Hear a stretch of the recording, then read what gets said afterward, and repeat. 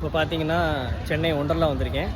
பொங்கலுக்கு 3 நாள் கடை லீவுனால சென்னைக்கு வந்திருக்கேன். ஒண்டர்லாவை இப்போ புதுசாக கட்டியிருக்க ஒண்டர்லாவை வந்து வீடியோவில் காமிக்கிறேன்.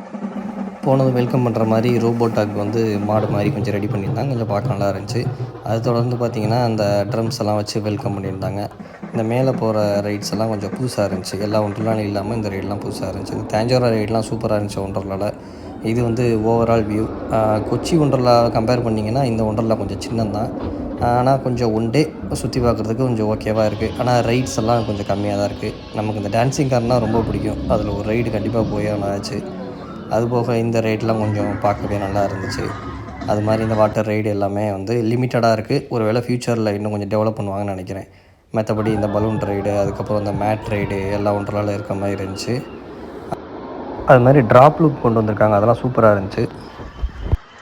மற்றபடி பார்த்திங்கன்னா 2 கிட்ஸ் பூல் இருந்துச்சு, 2 வேவ் பூல் இருந்துச்சு. கொஞ்சம் கூட்டமான டயத்துலாம் ஃபாஸ்ட்டாக கண்டிப்பாக எடுக்கணும் போல். ஏன்னா இந்த ஒன்றரெல்லாம் கொஞ்சம் சின்னதுனால வேகமாக கூட்டம் வந்துடுது. அது ரெயின் டான்ஸ் அதெல்லாம் வச்சுருந்தாங்க. சென்ட் ஆஃப் பண்ணுற மாதிரி ஒரு சின்ன ஒரு ப்ரோக்ராம் வச்சுருந்தாங்க. அதுவுமே கொஞ்சம் ஓகேவாக இருந்துச்சு, நல்லா இருந்துச்சு. அது மாதிரி நான் போகும்போது நிறைய ரைட்ஸ் வந்து புதுசாக வருது ஃப்யூச்சரில் அப்படின்னு சொன்னாங்க.